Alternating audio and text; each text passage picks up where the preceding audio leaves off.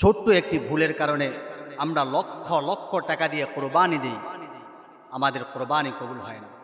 ছোট্ট একটা ভুলের কারণে আপনি 1,00,000 টাকা দিয়া গরু কিনলেন কোরবানি করার জন্য।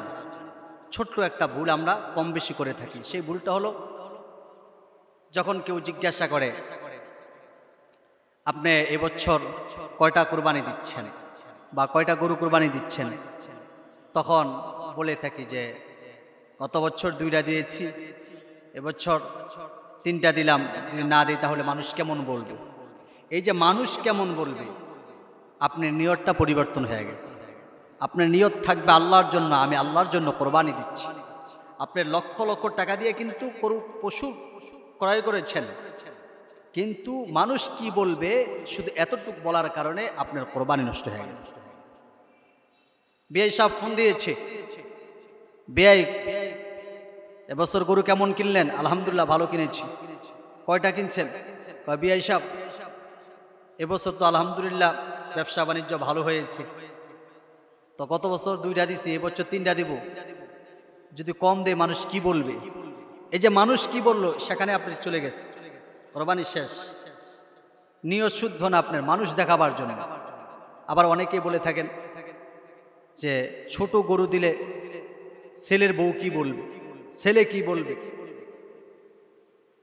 এই যে ছেলের বউ কি বলবে, ছেলে কি বলবে, এতটুক নিয়ত করার কারণে আপনি লক্ষ লক্ষ টাকা দিয়ে যে কোরবানি করলেন, আল্লাহর কাছে কোনো ভ্যালু নাই। আল্লাহ বলেন, তুমি কত বড় পশু কোরবানি দিবা, এগুলো আমি আল্লাহর কাছে কোনো ভ্যালু নাই। তুমি কয় লক্ষ টাকা দিয়া কোরবানি দিবা, এগুলো আমি আল্লাহর কাছে কোনো ভ্যালু নাই।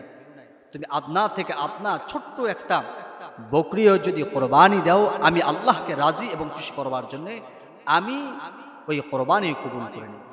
লা ইয়ানালুল্লাহু লুহুমুহা ওয়ালা দিমাউহা ওয়ালাকিন ইয়ানালুহু তাকওয়া মিনকুম। আল্লাহ বলেন, তোমরা যেই পশু কোরবানি করো, এই পশুর গোশত, মাংস, রক্ত কিছুই আমি আল্লাহর কাছে পৌঁছায় না।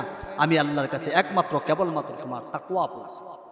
তাই বলবো, আমরা নিয়তটাকে শুদ্ধ করব। বুখারী শরীফের 1 নম্বর হাদিস, ইন্নামাল আমালু বিন্নিয়াত। নিয়ত যার সমস্যা আছে তার কোরবানিতে ভেজাল আছে।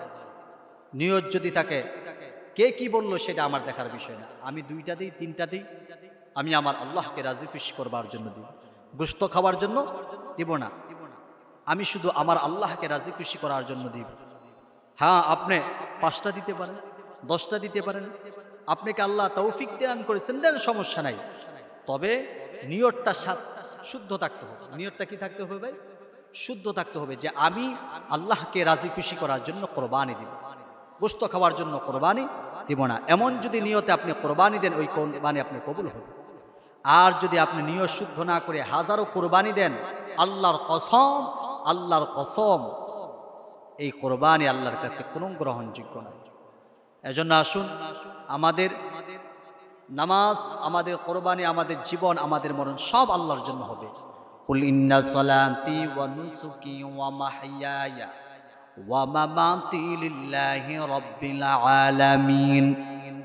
আমাদের নামাজ, আমাদের কোরবানি, আমাদের জীবন, আমাদের মরণ কারোর জন্য হবে।